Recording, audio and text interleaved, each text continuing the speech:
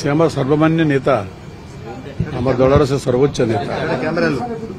मु गतकाली भी कही आज भी कहूँ नवीन बाबू आम नेता थिले नेता अच्छा नेता रहिबे एवं से खाली आम दलर नेता नुहति से ओडिशार सर्वमान्य नेता विरोधी दल नेता प्रस्ताव दिया सब विधायक बैठक हाँ साधारण जमी बैठक हुए विधायक दलर सेमती बैठक हम बारंबार कहूँ परा नवीन बाबू आम नेता थिले नेता अच्छा नेता रहिबे इज आवर अनचैलेंज्ड लीडर एवं केवल बिजु जनता दल नेता नुहति से ओडिशार सर्वमान्य नेता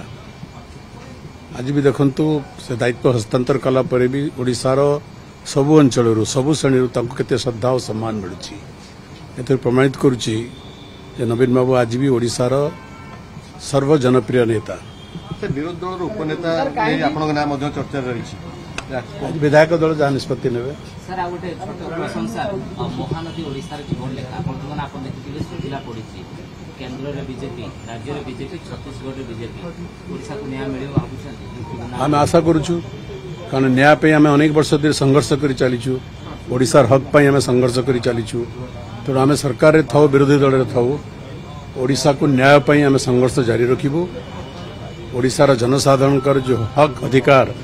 ताको हासिल करने आमर संघर्ष आमर संग्राम आमर दाबी जारी रहिबो सर आपण तो 10 वर्ष धरी पार्लियामेंट रे कथा भी उठैतने महानदी प्रसंग रे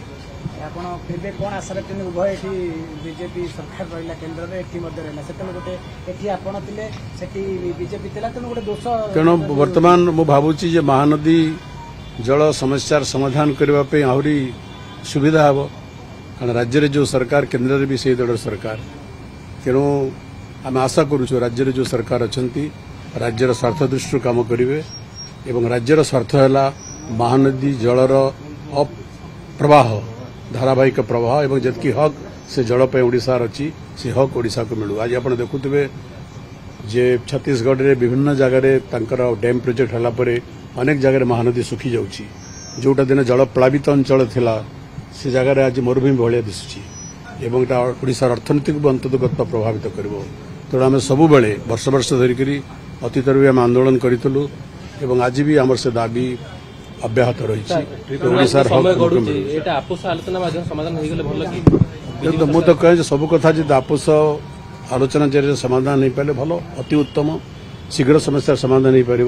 किंतु से एक मानसिकता दरकार मुहरे आम गोटे कथा कहूबा मन भर जो आ गोटे कथा रखी समस्यार समाधान हम नहीं।